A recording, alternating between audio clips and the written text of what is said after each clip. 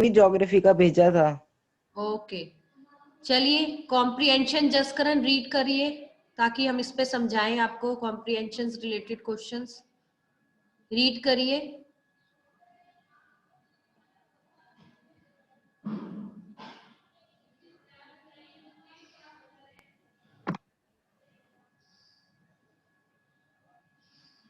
Jaskaran,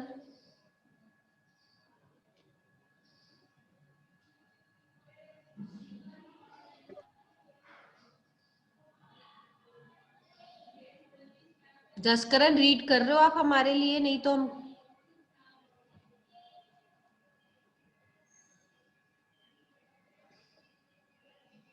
yes, anybody else?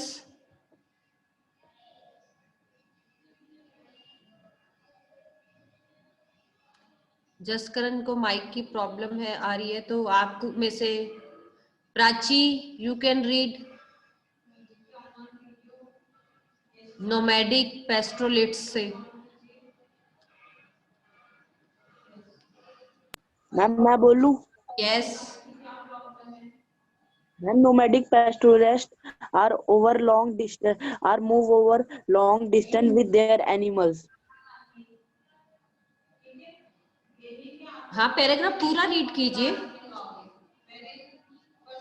Ma'am okay, nomadic pastoralists move over a long distance with their animals. They exchange wool, give settlement and agriculture for grain, cloth. The Banjaras were the most important trader nomads. The Karwar war called the Tanda Sultan Aladdin Khalji used to Banjara to transport grain to the city market. They transport food grains for Mughals army during military campaign.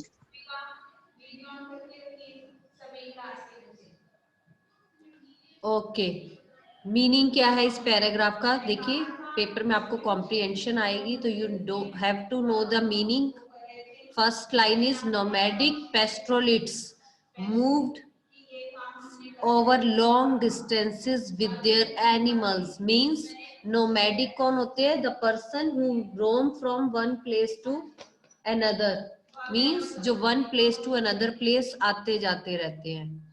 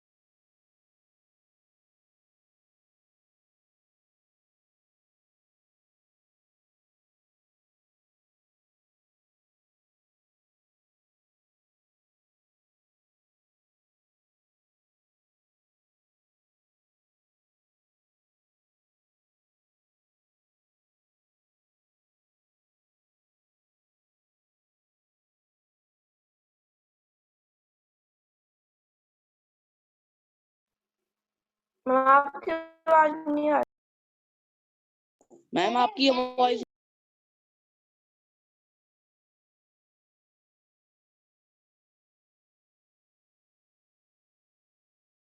Good morning ma'am.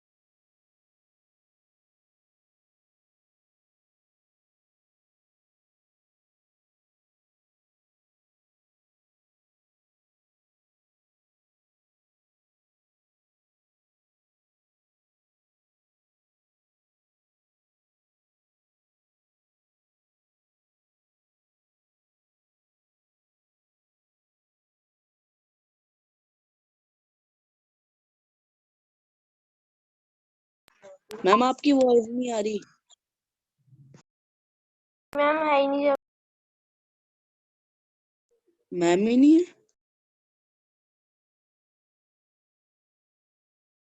Ma'am की आवाज नहीं आ रही। Host किसको बनाया? Mic off है।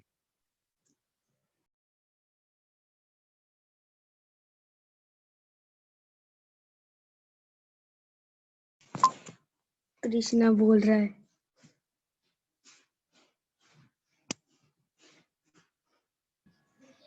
Hello, अब आ रही है?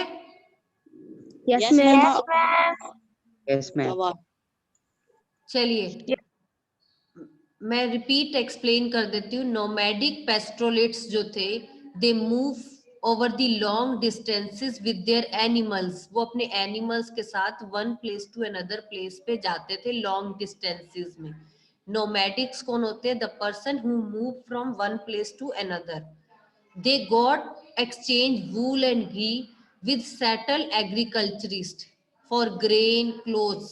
तो जो नोमैडिक पेस्टोरेट्स होते थे वो एग्रीकल्चर से अपनी चीजें एक्सचेंज करते थे, उनको वूल और घी दे देते थे और उनसे grain, clothes, utensils in exchange लेते थे। जो बंजारास थे वो मोस्ट इंपॉर्टेंट ट्रेडर्स नोमैड्स थे। मींस जो बंजारास थे वो सबसे इंपॉर्टेंट होते थे ट्रेडर नोमैड्स में, मतलब क्योंकि ये सबसे ज्यादा रोम करते थे एक जगह से दूसरी जगह, कारवा में चलते थे। Their caravans are called tanda. उनमें जो कारवा में वो चलते थे उसे टांडा कहा जाता था। Sultan Alauddin Khilji use the banjaras to transport grains to city market. जो अलाउद्दीन खिलजी था वो भी बंजारास की हेल्प लेता था। किस लिए? ताकि वो जो ग्रेन्स हैं वो मार्केट तक पहुंचा सके, तो उनको ट्रांसपोर्टेशन के लिए हेल्प करते थे बंजारास। क्योंकि बंजारास के पास बहुत सारे एनिमल्स थे, अभी हमने बताया वो लॉन्ग डिस्टेंसेस करते थे अपने एनिमल्स के साथ, तो उनके पास एनिमल्स बहुत सारे थे। काऊ थी, कह सकते हो हॉर्सेस थे, कैमल्स थे। उनकी हेल्प लेके वो एक जगह से दूसरी जगह जो है ग्रेन्स पहुंचाते थे। क्या पहुंचाते थे? They transported the food grains from Mughal army during military campaign. और जब जब मिलिट्री कैंपेन मतलब लड़ाइयां होती थी, मिलिट्री के जो वॉर्स होते थे, अब देखिए दूर दूर वॉर्स होते हैं कहीं दूर जाके, तो वहां पर सामान भी तो पहुंचाना है ना अपने खाने पीने का, तो ये बंजारास की हेल्प लेते थे कि ये जो फूड ग्रेन्स है वो वहां पर पहुंच जाए। Clear? Paragraph is clear? Yes ma'am. चलिए अब इससे रिलेटेड हम क्वेश्चन आंसर्स देख लेते हैं।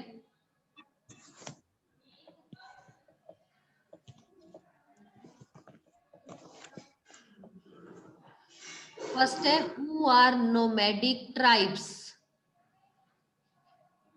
Sorry who are nomadic pastoralists. बताइए who are nomadic pastoralists. Paragraph में लिखा हुआ है, explain who are nomadic pastoralists. Jatin explain करो, लाइन लिखी हुई है उसमें।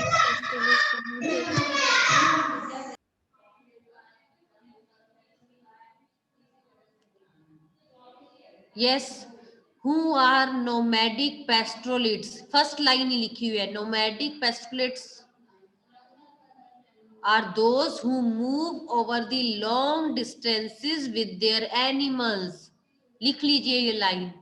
Nomadic pastoralists are those who move over the long distance with their animals. Clear?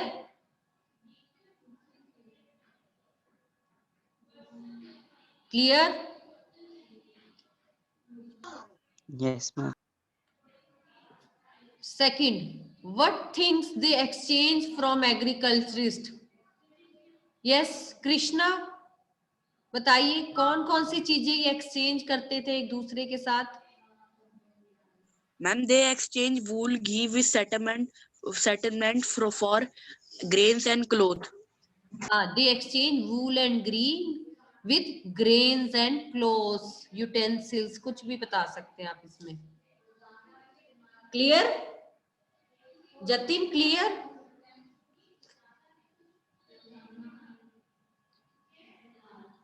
Ritisha,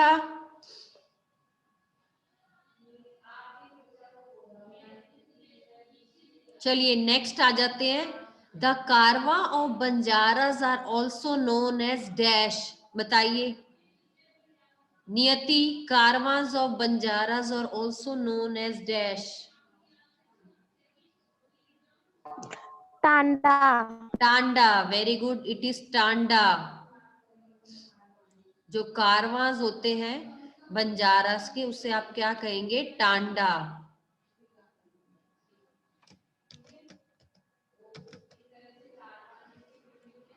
Which Mughal emperor takes the help of Banjara, बताइए कौन सा मुगल एम्परर था जिसने बंजारास की हेल्प ली थी? ऋषभ, मैम खलजी।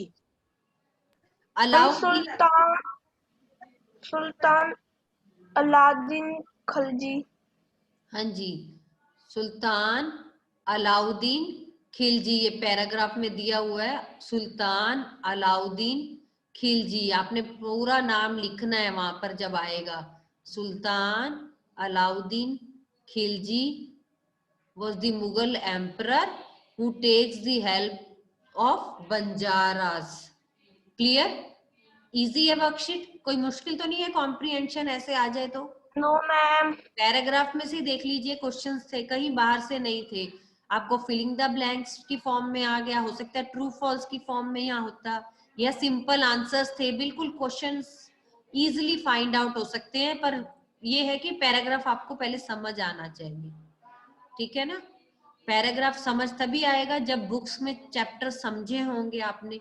अब ये तो है नहीं कि पेपर में यही वाला सेम पैराग्राफ आ जाएगा, ये तो आएगा नहीं, ठीक है ना?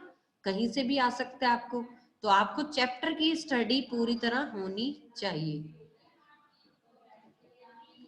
चलिए 3 मार्क्स के क्वेश्चंस पे आ जाते हैं।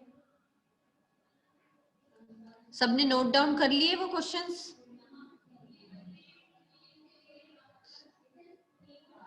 चलिए 3 marks question. Question number first, how was the administration of Ahom state organized? Yes, Ahom state की एडमिनिस्ट्रेशन के बारे में बताना है। How the Ahom state organized? Yes, Niyati, answer this question.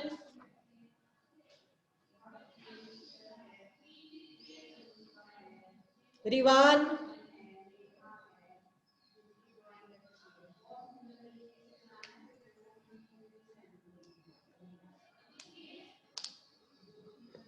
Yes, Prachi,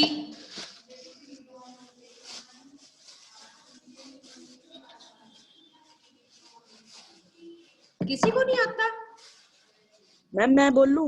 yes, Homes were dependent upon the forced laborers. Each village had to send a numbers of pigs by rotation. Pigs were the people who were forced to work for the state. और आगे भी लिखवाया था। Ma'am मैं बोलूं? Ma'am मैं बोलूं? Yes, Each village had it to send a number of parks by relations. By the first half of 17th century, the administrations because centralized. अपने आप सुनाए या नोटबुक में से देख के सुना रहे हो आप ये?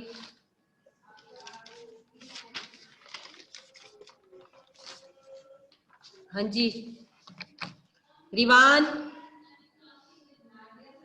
Yes Rivan, how was the administration of Ahom state organized?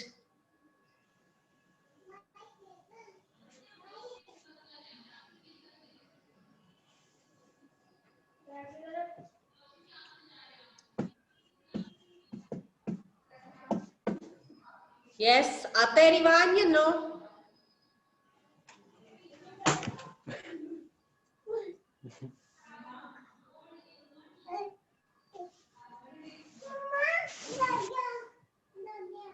देखिए वेरी इजी है। फर्स्ट ऑफ ऑल आपने बताना है जो अहोम है, it was dependent upon forced labour, means forced labour से पे डिपेंड रहता है ये अहोम स्टेट। सेकंड बताना है parks are the people who were forced to work for the state.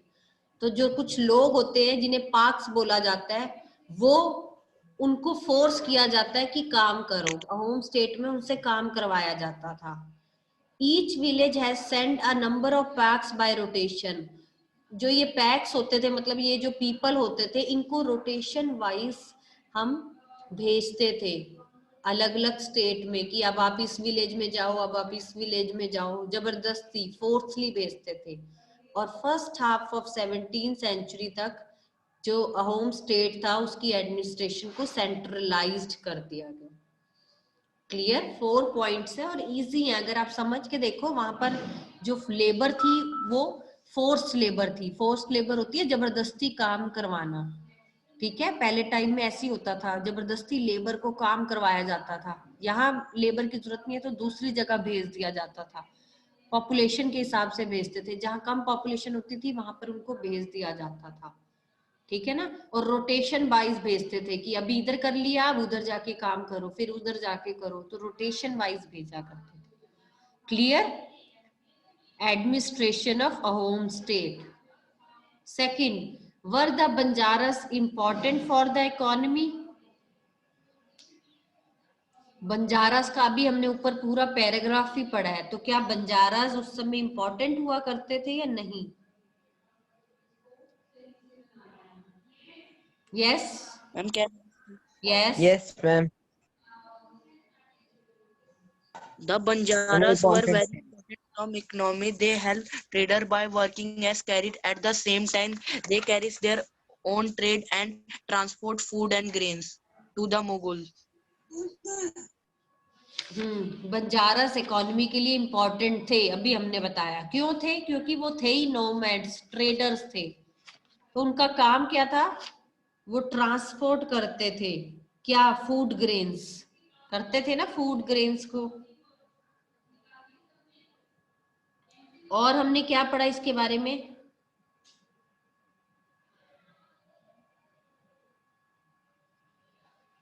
Second हमने बताया वो ट्रांसपोर्ट तो करते थे, किस पे लेके जाते थे? बुलक्स पे लेके जाते थे डिफरेंट डिफरेंट एरियाज और टाउन्स में। और वो मुगल आर्मी की, हमने अभी ऊपर पढ़ा, अलाउद्दीन खिलजी की भी हेल्प करते थे। जब भी मिलिट्री कैंपेन्स होते थे तो वहां पर फूड ग्रेन्स लेके जाते थे, ठीक है? तो बंजारास के बारे में आप सारा बता सकते हो, हमने सारा इसके बारे में पढ़ लिया बंजारास के बारे में। क्लियर? किसी को कोई डाउट बंजारास वाले में?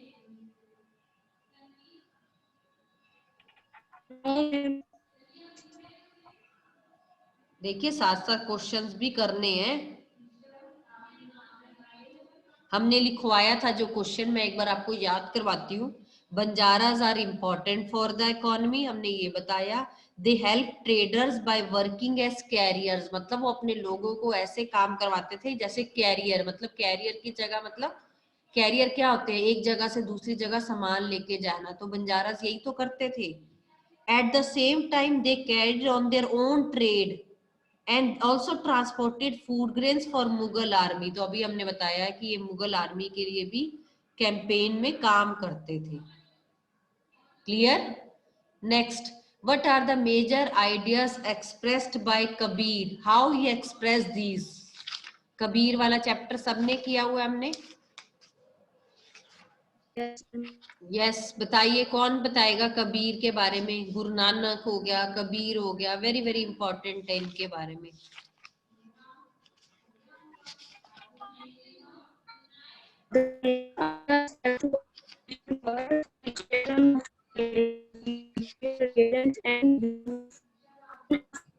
आवाज क्लियर नहीं है आपकी।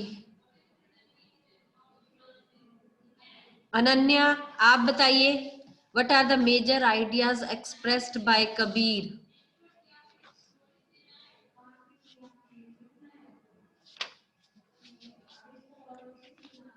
यस, कबीर के क्या क्या मेजर आइडियाज थे? He believed in formless supreme God, बताया ना हमने, वो फॉर्मलेस सुप्रीम गॉड में बिलीव करते थे। And preach that only way of salvation is through bhakti and devotions, और वो भक्ति डिवोशंस इन पे बात करते थे।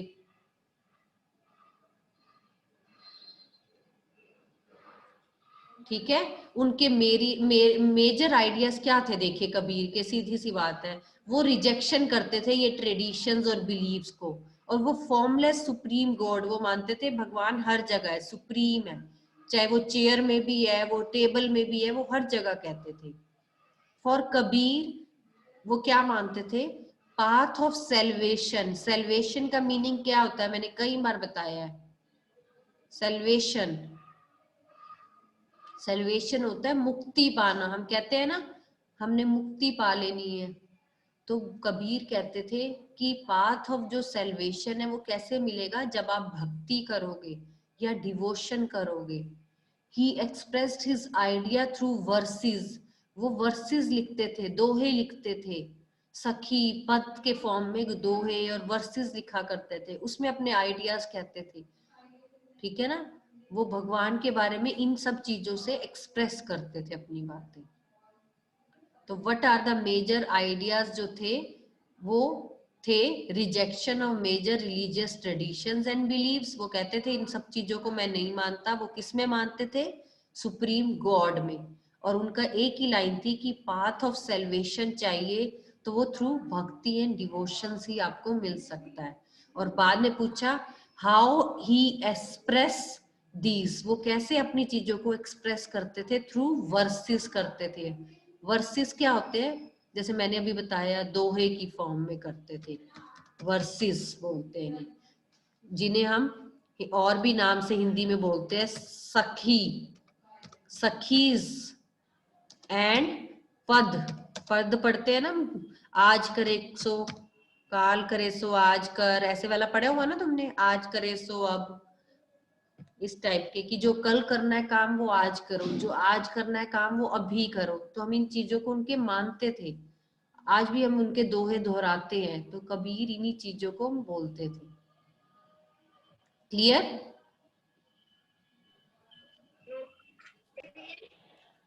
यस क्लियर, यस और नो? Yes, ma'am. Yes.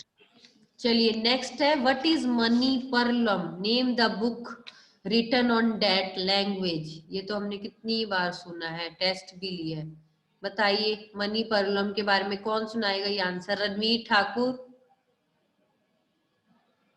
जब आपको वर्कशीट पहले ही पहुंचा दिए तो इसको लर्न क्यों नहीं करके रखते, ताकि क्लास में मैम पूछे और हमें फटाफट से आती हो। Yes, what is Manipravalam? Name the book written in that language. Yes, Maniparlam means diamond and corals. Diamond and corals. It refers to two languages, that is Sanskrit and regional language of Kerala. Or book dealing with grammar and poetics known as Leelatikalam was written by Manipravalam. उसने book जो लिखी थी उसका नाम था लीलातिकलम, और वो grammar और पोएटिक्स पे थी, और ये दो लैंग्वेजेस में बनी थी, संस्कृत और रीजनल लैंग्वेज जो केरला की चलती है। तो ये वेरी इंपॉर्टेंट क्वेश्चन है, what is Manipravalam? Name the book written in that language. देखिए you have to revise this question answers, ठीक है ना? इसे रिवाइज कीजिए, नोटबुक में कंप्लीट कीजिए।